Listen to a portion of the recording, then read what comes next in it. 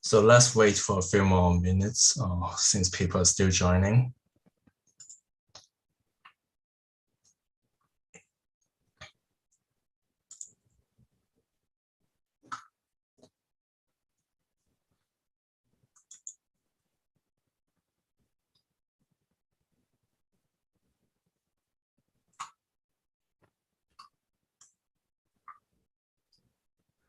So Stephen, are you ready? So maybe we can get it started?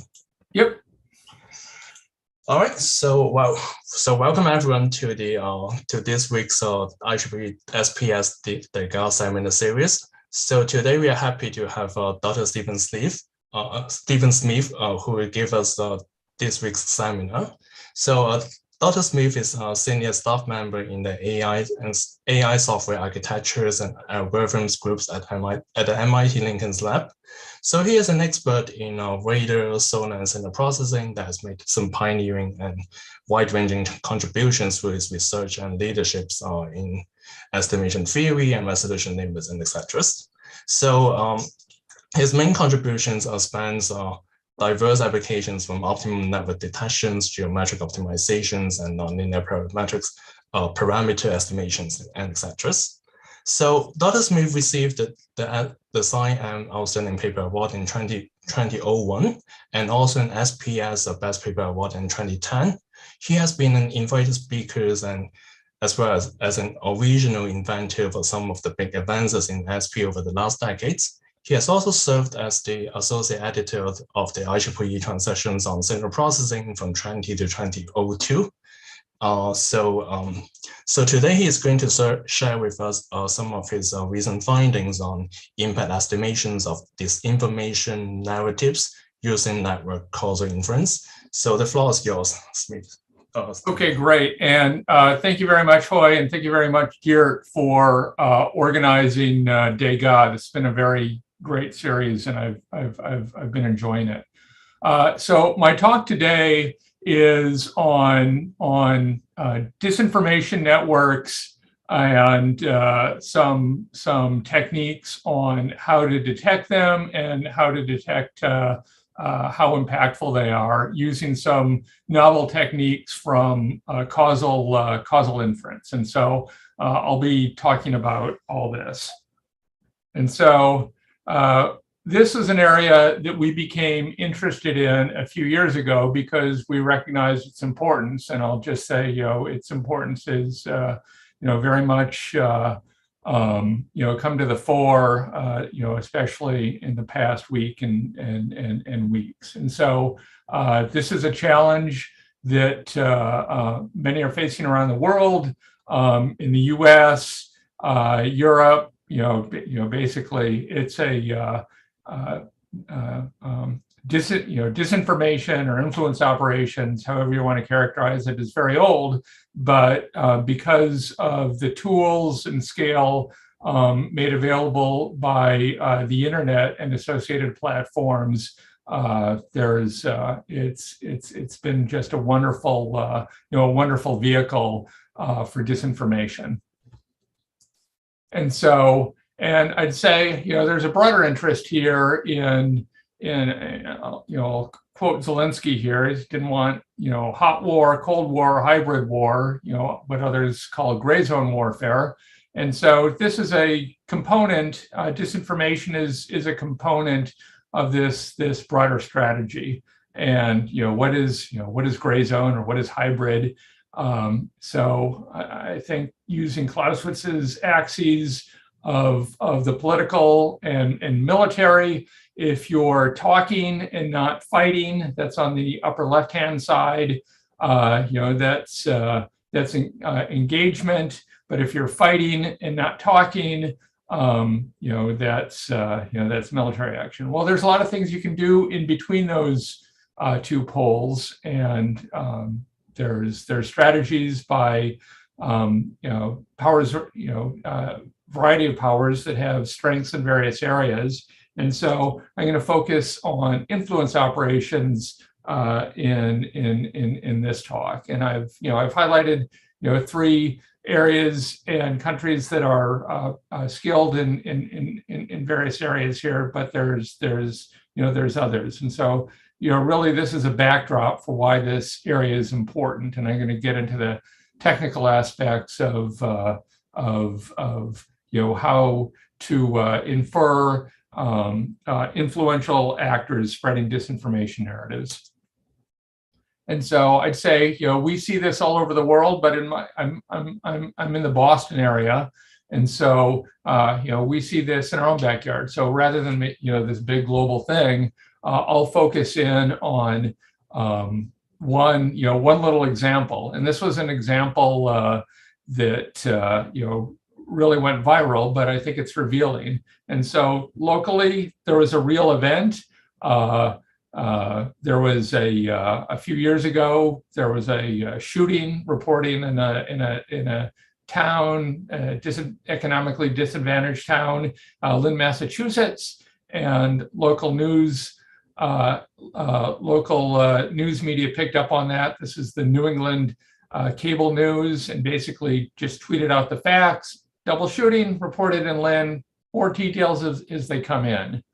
And so this was picked up by this Twitter account that gave a, pretty much just echoed what the news media reported. 2 people shot, 1 dead in Lynn.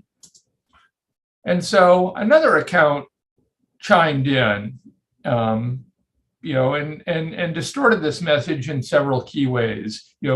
This wasn't a thing that happened, and more news as it comes in, but it was breaking. Active shooter, very dangerous, and Lynn, 2 dead, many more injured. What is going on? And so, and by the way, take a look at this account. It's been suspended. This is a Russian account from the Internet Research Agency, as it turns out, and this account will appear later in the talk. So FYI. And then this was all on Twitter, and then an attempt was made to amplify this message off of Twitter by a real person, a writer for Sputnik News, also a state-sponsored media that connected 2 disconnected accounts. One in Lynn, one in Ohio, active shooter, and called this Bloody Sunday, active shooter in Massachusetts and Ohio. And so this is, this is basically the strategy. In isolation, not a big deal. This didn't go viral, so who cares? But in aggregate, this is, you're trying to throw a lot of stuff at the wall and give the impression of chaos, division, unsafety, and set a general tone. And while this event didn't take hold, many others do. And so, we, as I say, we've been interested in studying this problem, and had some ideas on ways that we thought we could help out. And so we put together a technical approach that led to a framework for addressing how you might tackle some of these issues.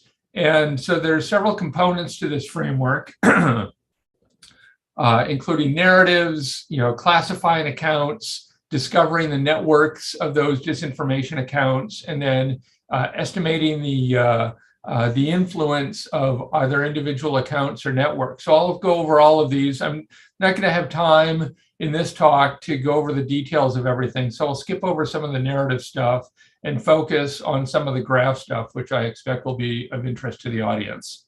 And so the context here is, we tend to view things as I should have spelled out OODA.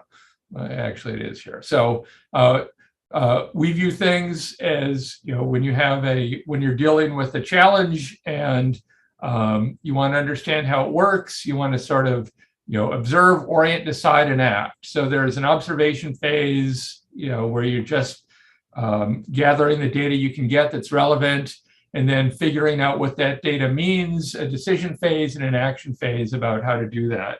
And so all the work that I've been talking about is really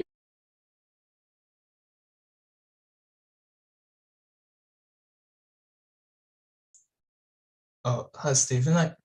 Stephen, I believe that we lost you. You muted yourself just.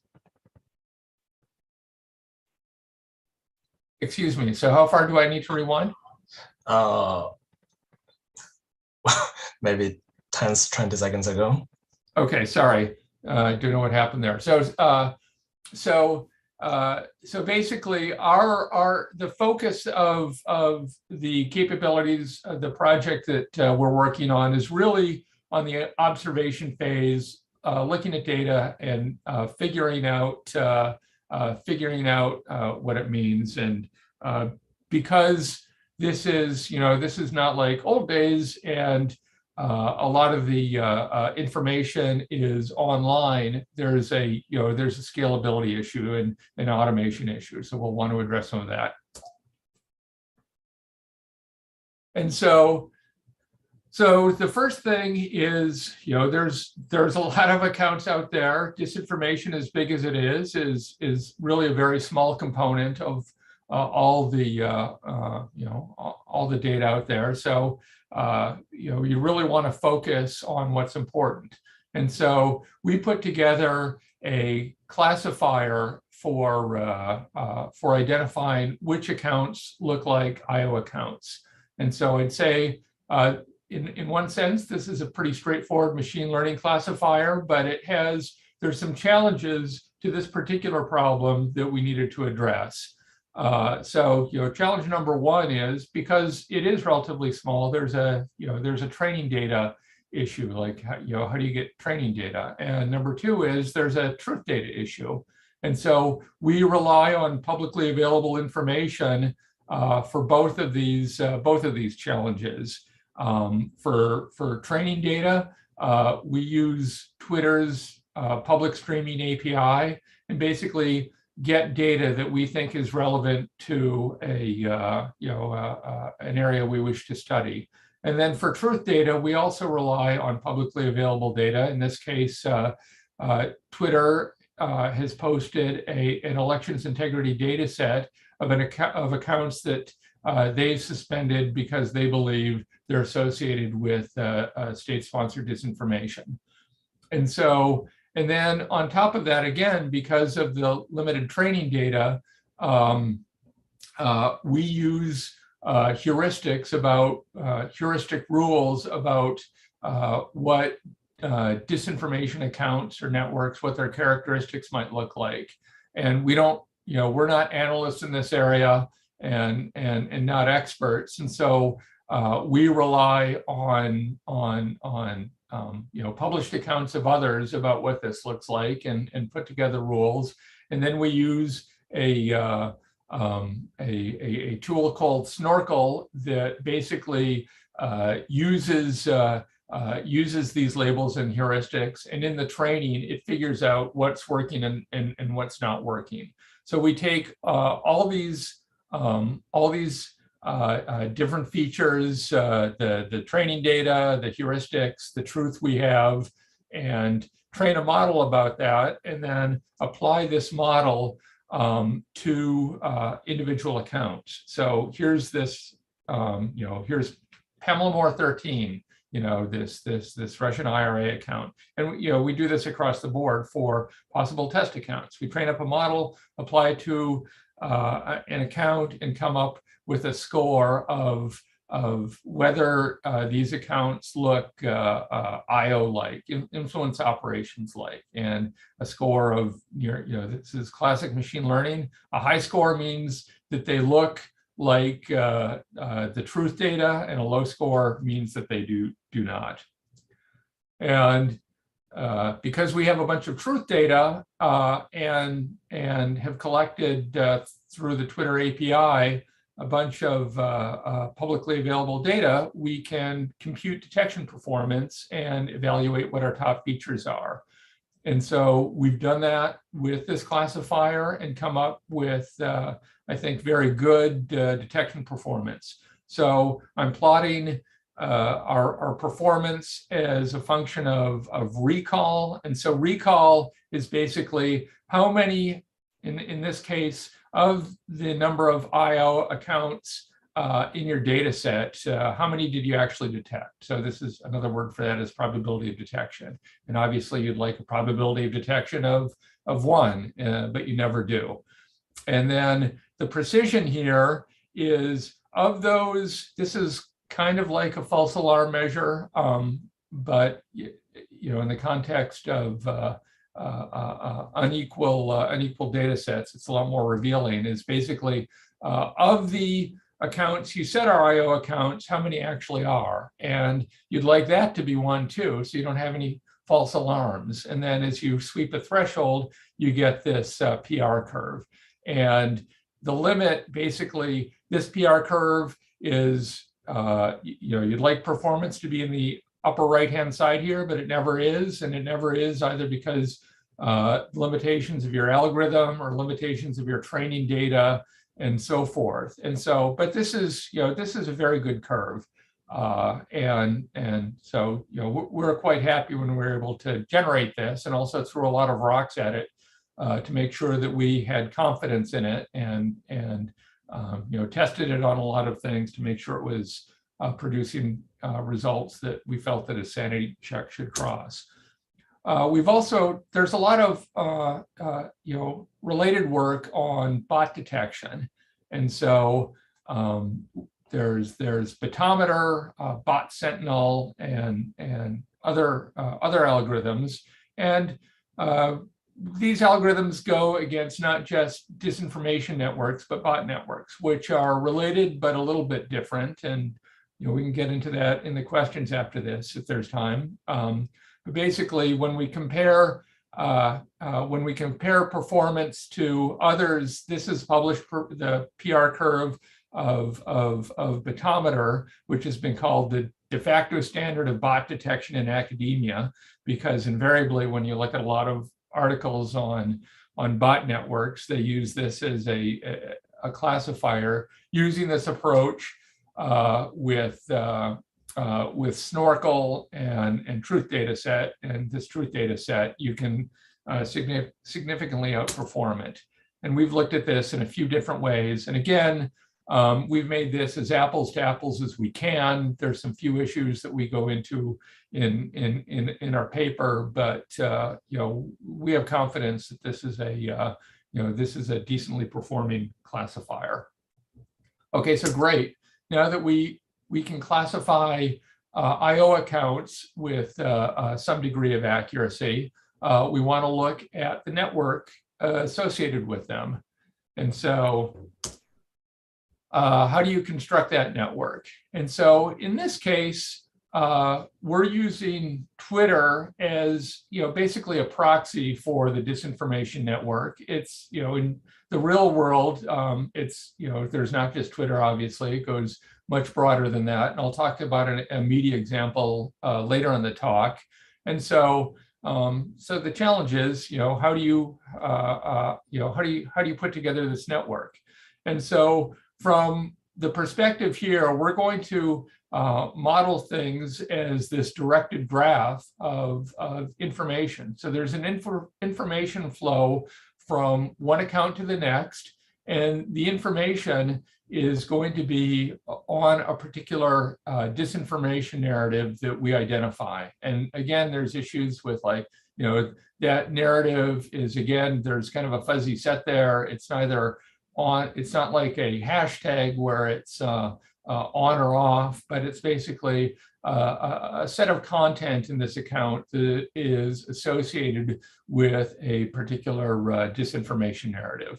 And so when you've got that, you can construct an edge here, an edge that has a weight and because everything is time-stamped, a flow from one account to the next. And so we've got a graph using a Twitter retweet network, a narrative that is we let a natural language processing algorithm define, and we select ourselves that gives a and then this directed graph that gives channels of influence over Twitter.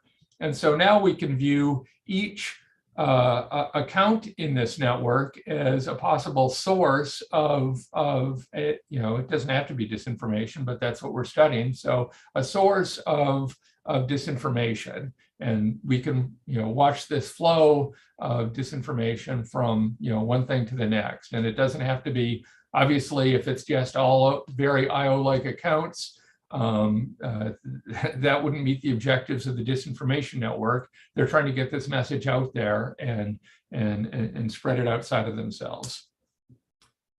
And so now this gets into the last piece of this framework is how do you identify influence? And so there's obviously a lot of different ways you can do that. And I want to get into I'm going to describe a particularly novel way that we have that uses what's called causal inference. And so, basically you've got this network here and a narrative spreading across it. And so the question is, which of these accounts is influential in spreading this narrative? And so the challenge here is that if you look at traditional metrics of activity or network statistics or things like that, basically number of likes, number of retweets and things like that. That doesn't. All of those are fine for their own applications, but they don't really get at the question of which account was effective at causing this narrative to spread over the network. And so our approach here is to apply a field called causal inference to determine this. And so there's a few technical challenges when you do that. So challenge number one is correlation is not causation. And so we have to do our best to disambiguate things that are correlated from things that are caused. And I'll tell you the approach that we use to do that. And then we also have to distinguish actual influence from bias effects, and there's some technical things there that I'll get into. Basically, there's and the bias effects are effects like the technical term is homophily, birds of a feather, and so just because a like group is all talking about the same thing, it doesn't necessarily mean that an account within that group actually caused that spread. And so we have to address those issues. So and here's the time. I don't know if Ed's on. I hope Ed's on. Here's a time to give a nod to my colleague Ed Gao, who extended the work of causal inference to network causal inference and addressed a bunch of these questions. And so, I'm going to describe, rather than get into the all the math and stuff and Markov chain, I'm going to describe network influence with a commercial that people may have seen before. When I first tried beverage organic shampoo and pure wheat germ oil on onions, it was so good I told a friends about it, and they told two friends, and so on, and so on, and so on. Okay, so for Wayne's World fans, so that, I mean, that's basically it. It's like you tell two friends and they tell two friends and so on. And so that's great. So that's, that's network influence. And so the question is, well, that's not necessarily causal. Would that shampoo be popular if, that was Heather Locklear, if Heather hadn't told two friends? Is it possible to infer an outcome without Locklear telling those two friends? How do you do that? And that's where the field of network causal inference comes in.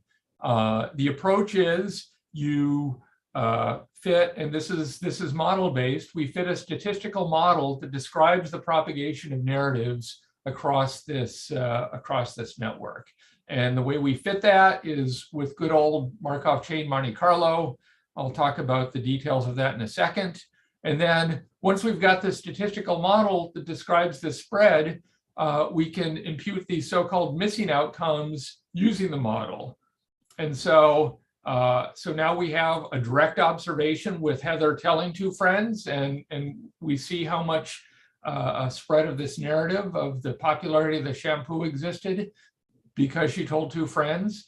And then now we have this model where we can impute the outcome had she not. How much of that would have been there had she not told two friends? And the difference between the two is the increase of content per user caused by Heather over the network. And so you take that average over the network and you have a measure of causal influence of that particular user. And so for people who know about causal inference, there's a potential outcome model here. The potential outcomes are basically, hey, did you spread this narrative or not? There's a treatment vector from a disinformation account. And this also depends on the influence network. So you've got an outcome here, disinformation, or basically, was this narrative spread? And it depends on all these things, including the network. And so you have potential, bottom line, potential outcomes affected by these treatments and affected by the network. And so our challenge here is to wrap this model up into a way we can, using real data, and then show it with real data in a way that comports with observations that we've actually got that are independently corroborated. And so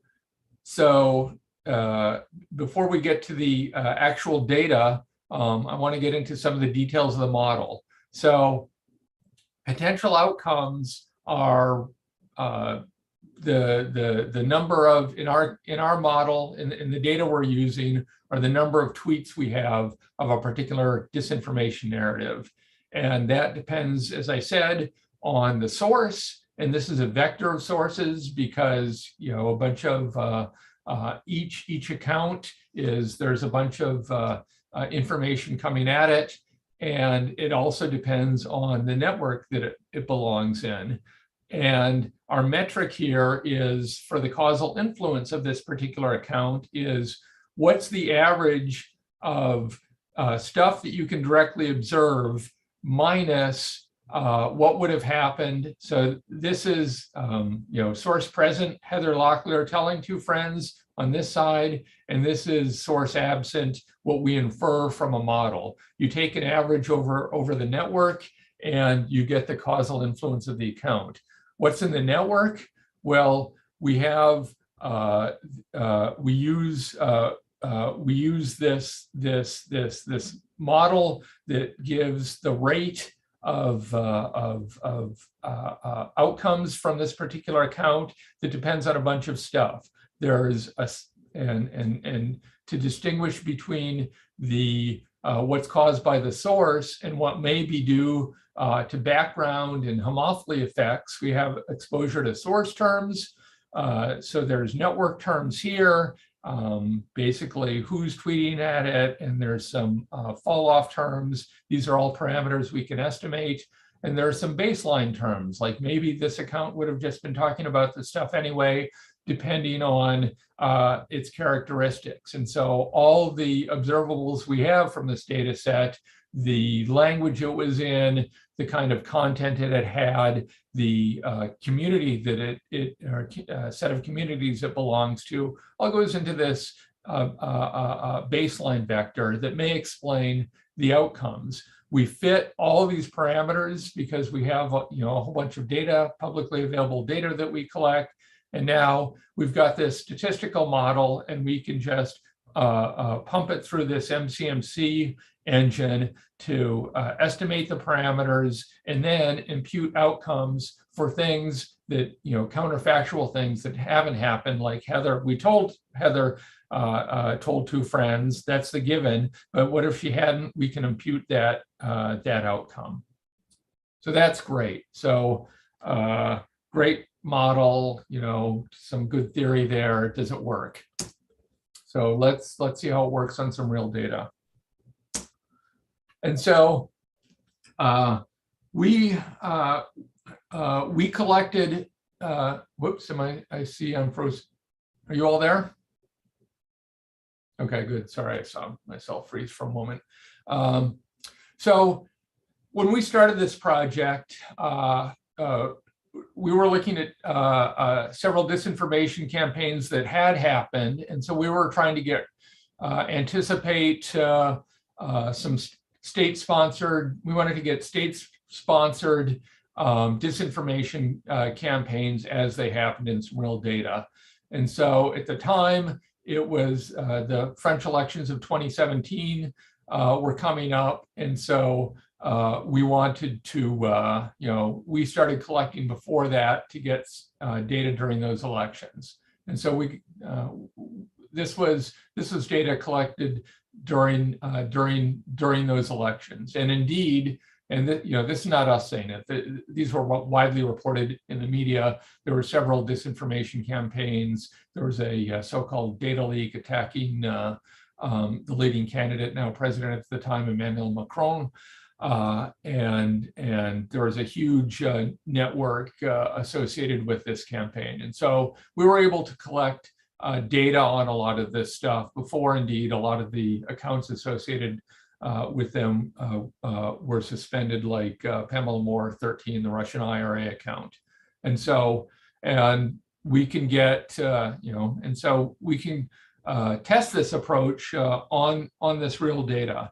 And so, first of all, I just want to say, I just want to look at the stuff that, basically look at examples that if we don't get right, man, we're doing something wrong. And that was the two accounts of RT, Russia Today, America, spreading this narrative, and a real account, Jack Posobiec, who was, it was an obvious account that was widely, it's not us, again, not us saying this, widely reported in the media for being involved in spreading disinformation narratives during the French election.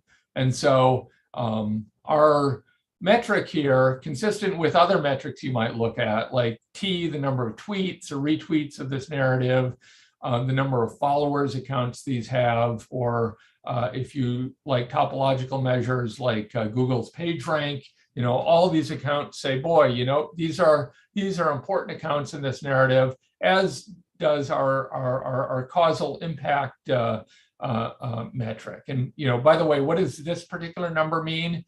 A number 1 here means this is averaged over the entire network, that this account was able to get every account in this network of tens of thousands of accounts to spread this narrative at least once. So 1 here means that one post from this resulted in tens of thousands of posts, average over the whole network over 1, was really, really influential. So basically, so I'd say, independent corroboration, this works, this idea works, that's great. Causal impact works, but there's a lot of these other accounts also got it. So, okay, so it did as well as these other things. So I think the real interest here is other more subtle accounts that are not high on these, flying under the radar or not visible to these other metrics. The highest account in this disinformation narrative is this Russian IRA account, and one of the near highest is another known Russian IRA account, 10 GOP, in spreading this this narrative. And so these accounts are not visible to these other metrics, and indeed you wouldn't necessarily expect them to be, because topological measures and simple count statistics are not designed to go after who's causing a particular narrative to spread across a network. But we can looking at a causal impact metric, we can see these accounts very easily. So now we've got two machine learning or AI-based kind of metrics. We've got a classifier and we have an influence score that we can look at. And so what we really care about is what are the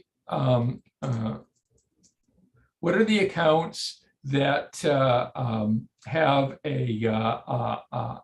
are very likely to be IO and are very influential, or who are the influential IO actors. And these are accounts on the upper right-hand side here.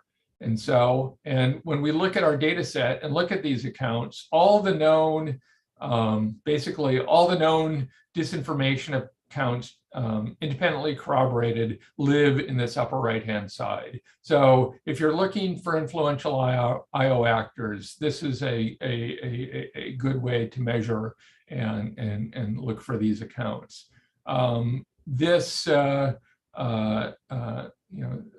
of looking at things also reveals other interesting areas. If you're looking for potential advocates against these IO accounts that aren't very likely to be IO but influential are of interest. And if you're looking for a vulnerable population for IO disinformation, areas to the that are less likely to be IO accounts across the board are of interest. And so so we tested this on this French elections data I've mentioned. We've also looked at this in a variety of other scenarios. COVID disinformation over the pandemic has obviously been very prominent. And so we've looked at this approach for COVID disinformation, and I'd say get similar kinds of detection curves for classifying COVID disinformation accounts. And so we believe this approach is robust across different scenarios and different kinds of disinformation theaters. And I'd say, interestingly enough, you can, if you go back and look at who is influential and likely to be IO during the French elections. Well, first of all, a lot of these accounts are suspended, so they're no longer available. But of the accounts that are remaining, many were spreading disinformation during the pandemic. And so you can see that, I mean, this says, you can infer a bunch of things from this, is that disinformation, and this is known, disinformation accounts are active in spreading disinformation narratives across a variety of different theaters, whether it's elections or health related. And also certainly platforms are not perfect in being able to weed this stuff out. And so we've also tested this on off of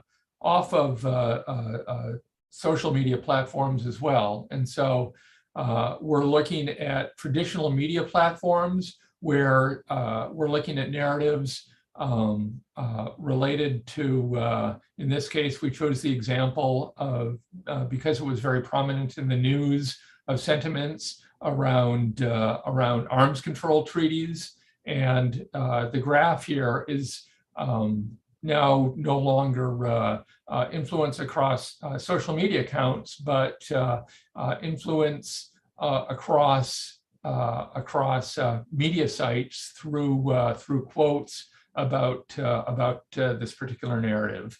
And so we can put together a graph associated with this and pull out media sites that are influential on both sides of a particular debate in particular narratives. And so I'll just point out to my colleague Joe Schlesinger and other colleagues, we have a preprint out on Archive Now discussing these details. So I'll just point to that.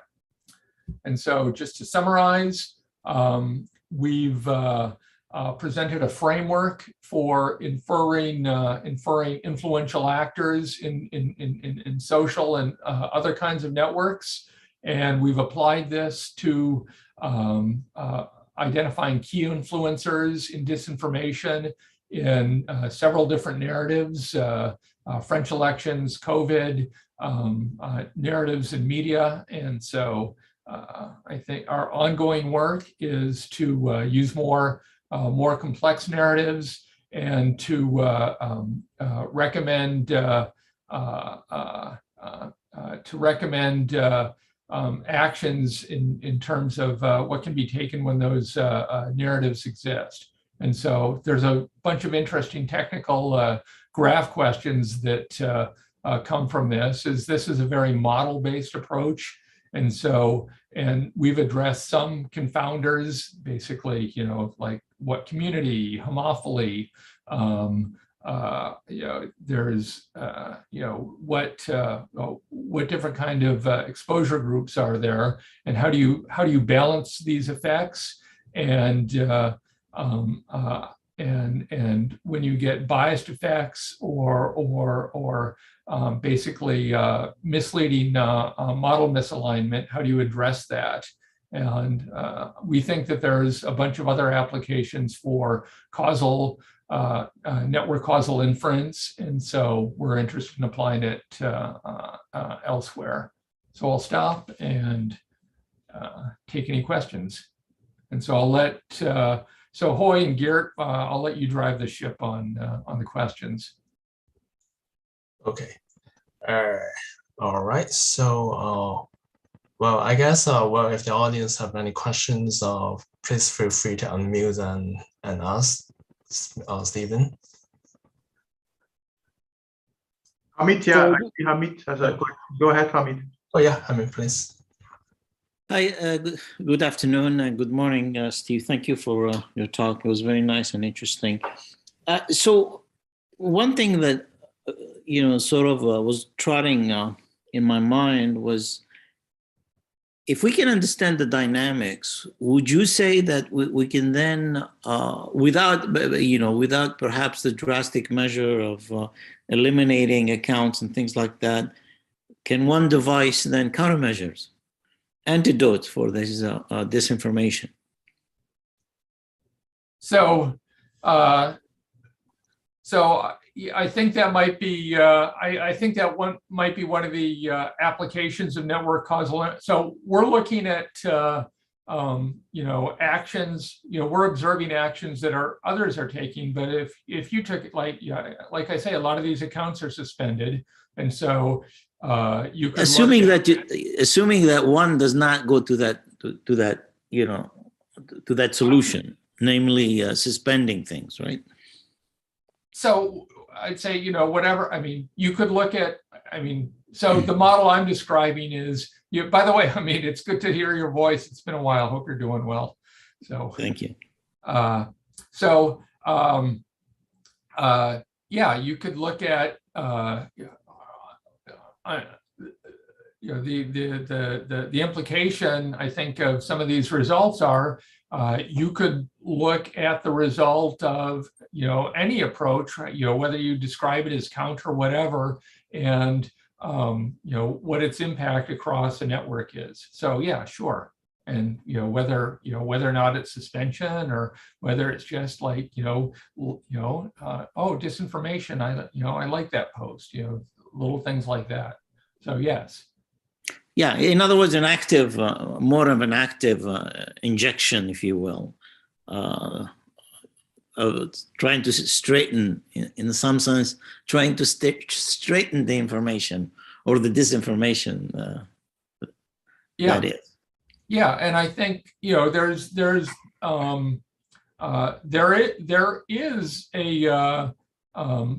an emerging body of work on this, and so I'll just point to work by MIT colleagues Dean Eccles and David Rand.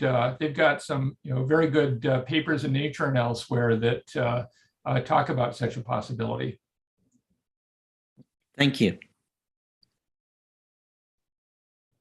All right, so I guess next one maybe Chris. Can you unmute yourself? Yeah.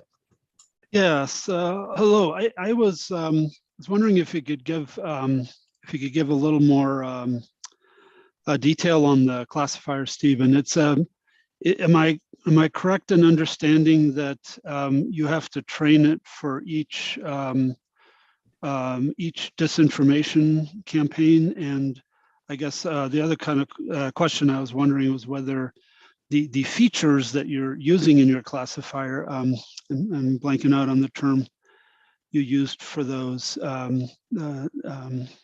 but it sounds like they were hand selected. And I was curious if those have to be adapted for each campaign or if they're kind of universal across misinformation campaigns.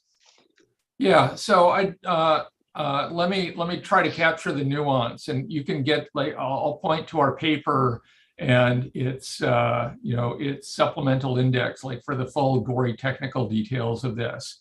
And so yeah, in an important sense, I wouldn't go so far as to say it's narrative dependent, but we are dependent on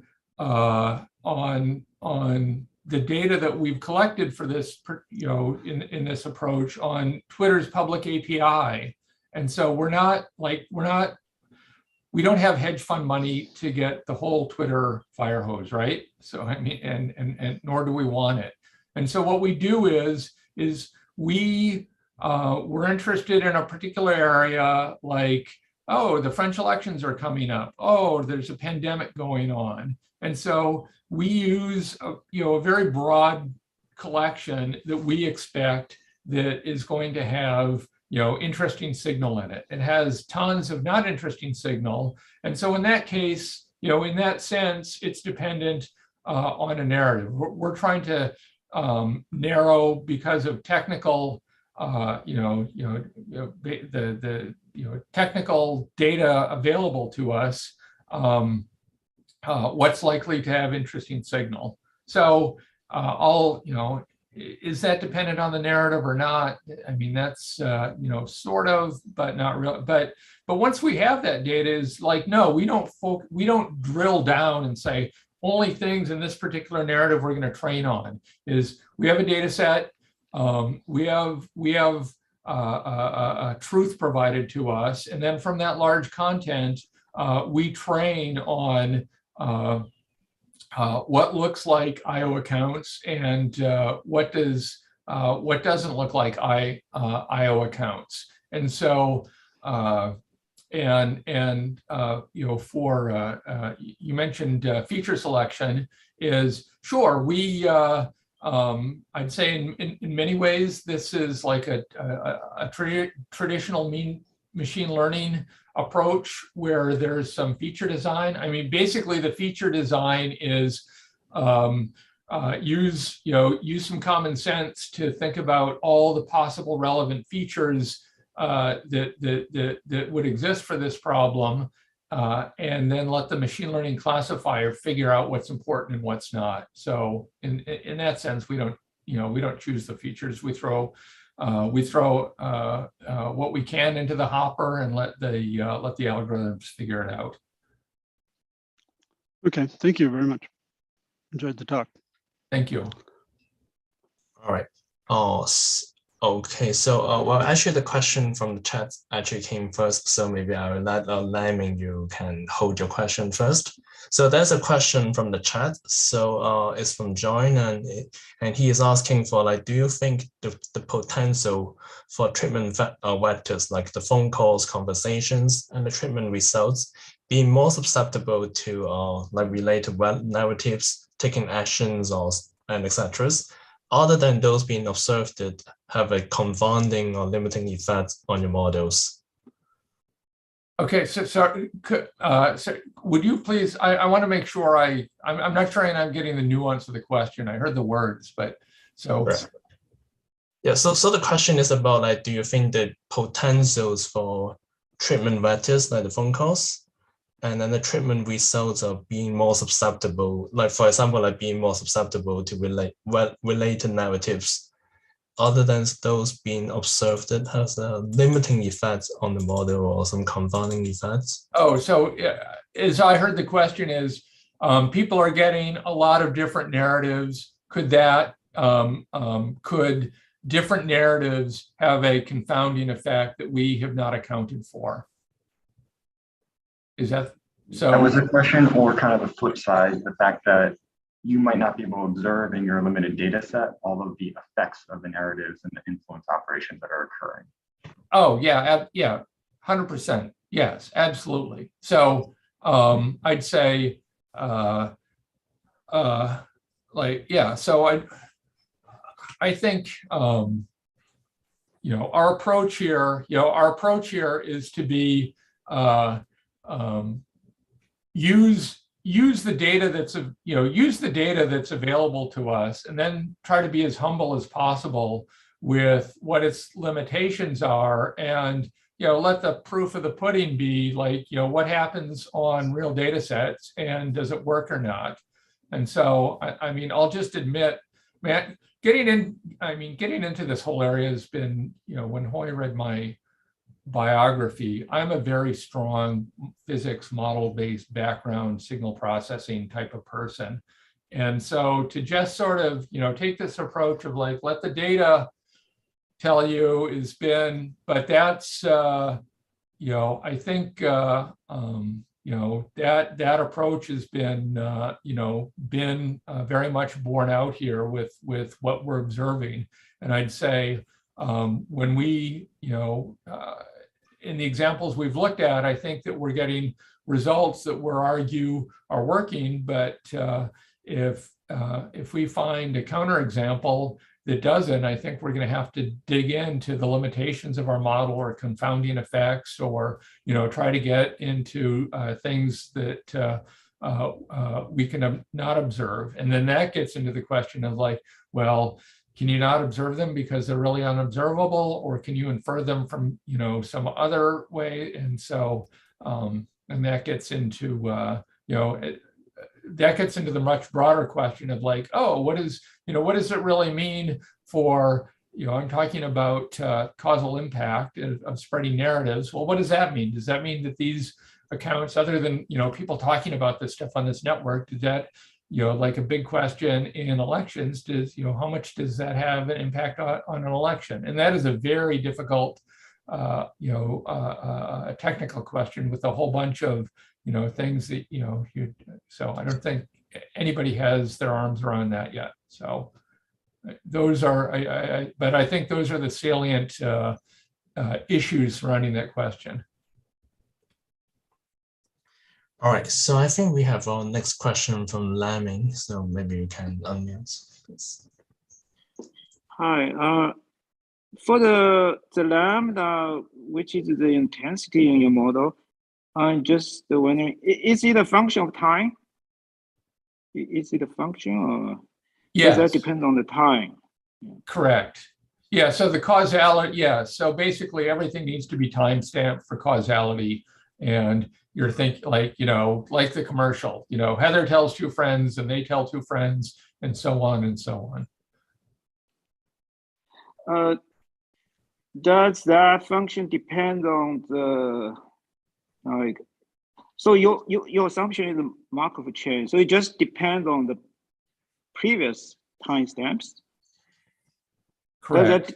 So it does not depend on the entire history of the previous events. Okay, so that gets into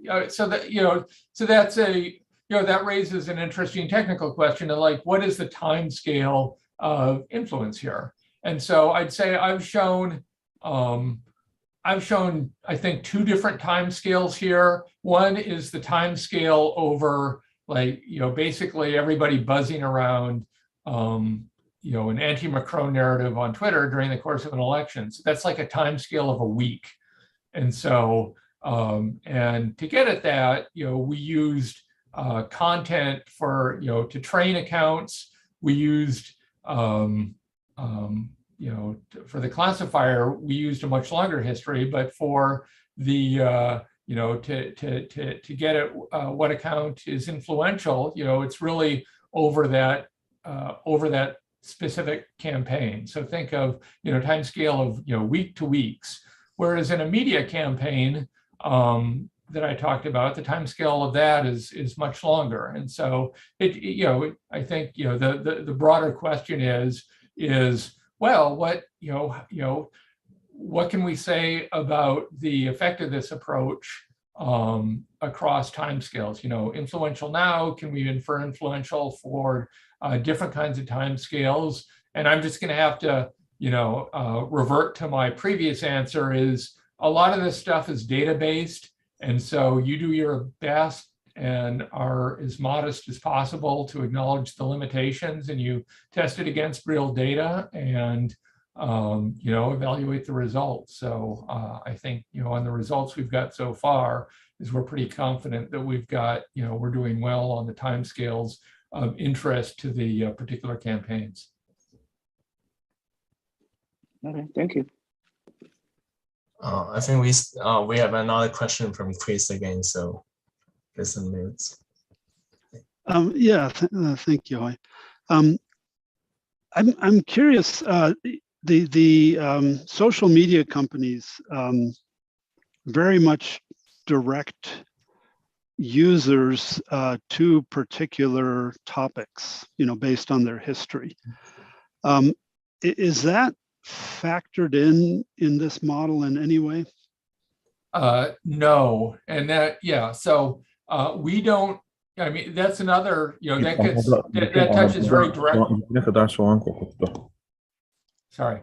That touches very directly on some of the previous discussion and things we can see and things we can't see. So, from our perspective as researchers on basically looking on web pages on the internet, that's what we can see. We do not have access to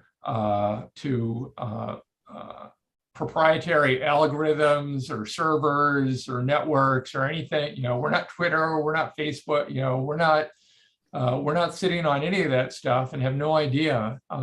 So we can just, we can see what we can see and have to, draw the inferences we have from the data we've got. And, it raises the, so, what impact does that have? And, good, that might be an area where we could draw some smart inferences about what's known about those algorithms, but we haven't conducted such a study.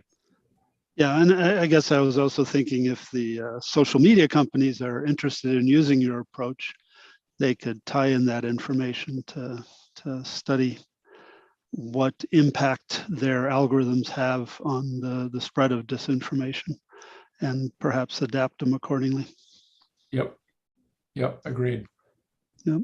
Okay, well, thank you. Thank you. Oh, well, so Lamin, do you still have questions, or I still see your hands raising? Okay, so I guess we still have one question maybe on the chat. So it's about like whether we can use the proposed network for accurate weather prediction. I'm not sure what does he mean.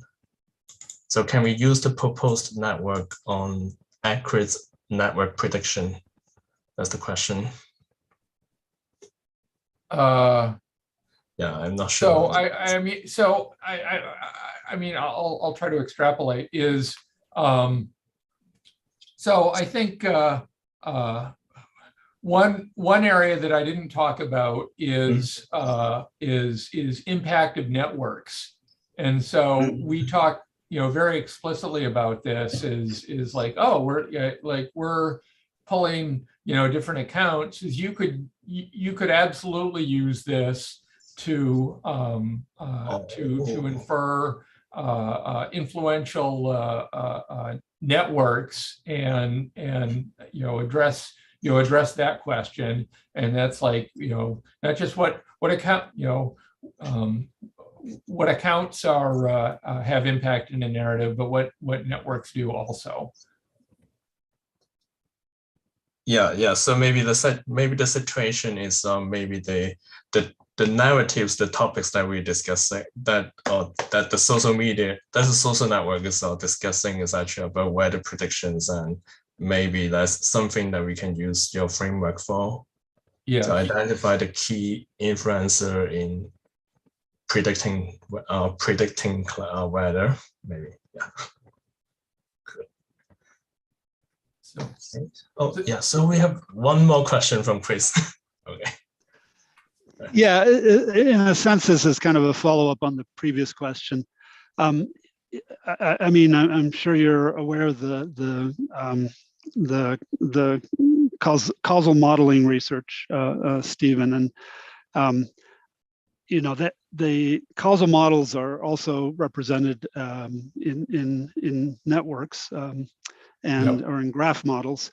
And I'm curious if you could say just in more general terms how you see your work, in particular the identification of causal connections in the network, applying more generally in the domain of causality, and if you could in your answer also touch on the issue of temporal ordering, or possibly even temporal delay in that process, because it seems like a lot of causal modeling research ignores time.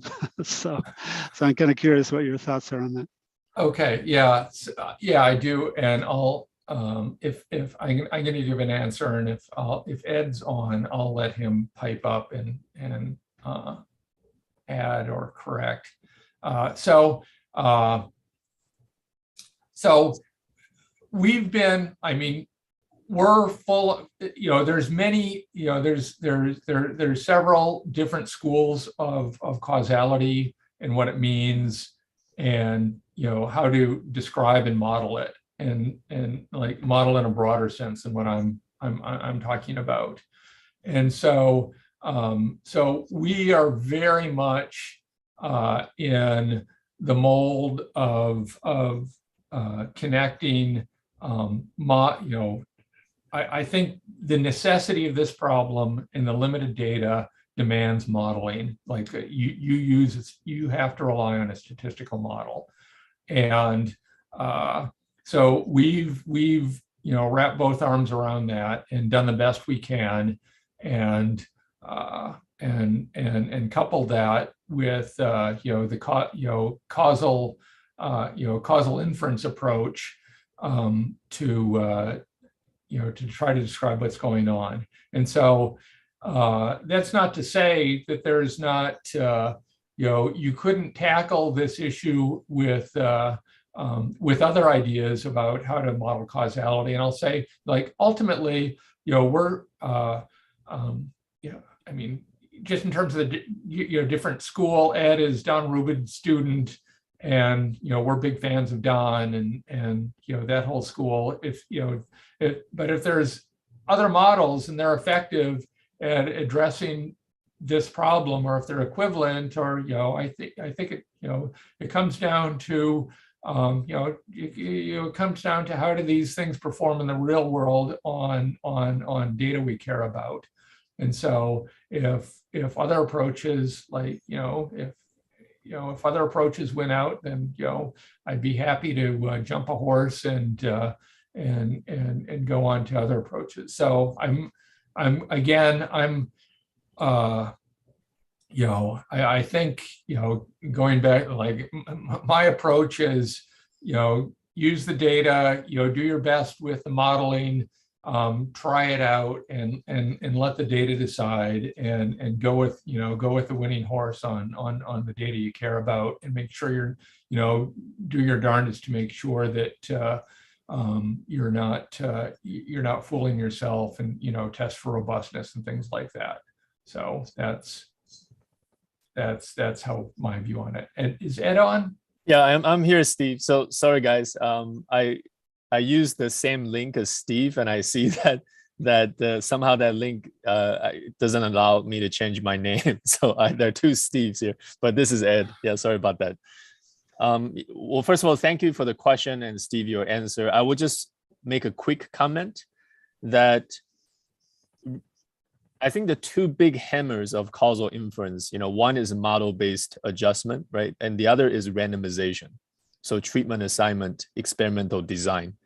And in the best world, you really want to do both, right? But in the context of network experiment, because there's so many different outcomes, pertaining to different exposure condition due to the social network, it's really difficult to solve the problem completely using randomization, using treatment assignment.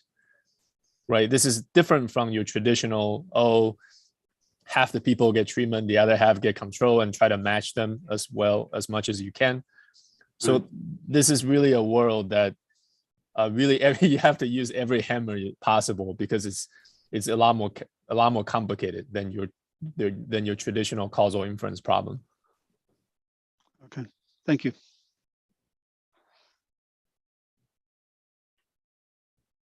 Right, so well, I guess we don't have further questions here from the audience. So maybe, do we have any? So do we have any further question for Stephen? So well, I guess none. So in that case, let's thank Stephen again, and thanks for the great talk, and we're really happy to have you. Thanks. Thank you. And thanks everybody for joining in. Really enjoyed it and looking forward to future talks. So thanks again.